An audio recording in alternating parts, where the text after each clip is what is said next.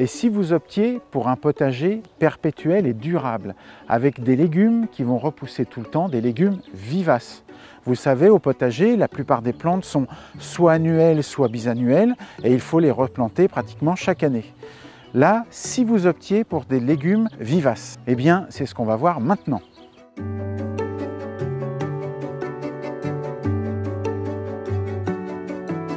Ces plantes vivaces potagères sont pleines d'avantages. Par exemple, déjà, un gain de temps.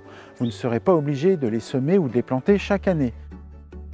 Ce sont donc des plantes qui vont vivre longtemps. Elles vont vivre 5 ans en moyenne, parfois 10, voire plus. Il ne faudra donc les semer ou les planter qu'une seule fois. Ensuite, ce sont des plantes très rustiques parce qu'elles vont passer l'hiver dehors au jardin et parfois même on pourra venir les récolter en hiver. Et ce sont des plantes qui sont souvent très goûtues et très parfumées. Donc c'est économique. Ce sont des plantes qui sont moins gourmandes en eau parce que leur système racinaire s'est vraiment développé et chaque année va se développer encore plus.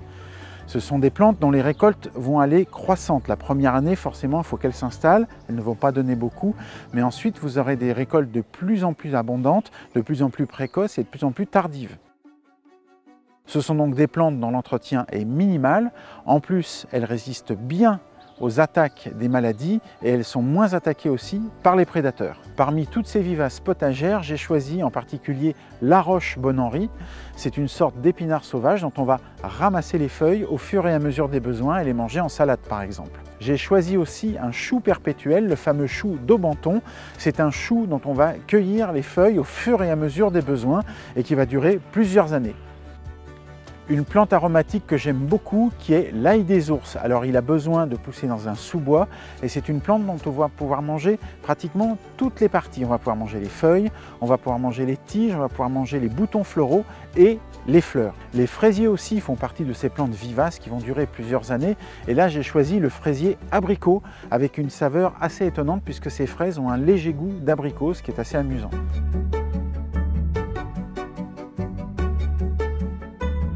J'ai choisi aussi une verveine citronnelle. C'est une plante qui devient très grande, qui est majestueuse et qui surtout est superbement parfumée. Elle a une odeur de citron absolument délicieuse en infusion, dans des salades, dans des sauces, etc. Et pour finir, j'ai pris un oignon rocambole. Alors c'est un oignon perpétuel avec les tiges qui ressemblent à de la ciboulette en un petit peu plus gros.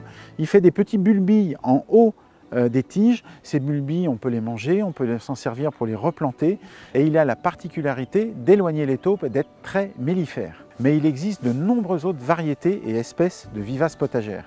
Le plus gros du travail pour ces légumes perpétuels va être la plantation. Il va bien falloir choisir l'emplacement. Certains vont demander de la mi-ombre, voire de l'ombre, comme l'ail des ours. D'autres, au contraire, le plein soleil, comme la verveine citronnelle. Ensuite, ils vont à peu près tous avoir besoin d'un sol ameubli, riche, profond et frais. Donc ici, dans une butte, c'est absolument parfait. Pensez à enrichir régulièrement le sol au printemps et en automne et surtout surveillez bien l'arrosage, notamment la première année où il faut que le système racinaire se développe bien. Vous le voyez, un potager peut être à la fois beau, durable et gourmand grâce aux vivaces potagères et un potager durable c'est à la fois ornemental et productif.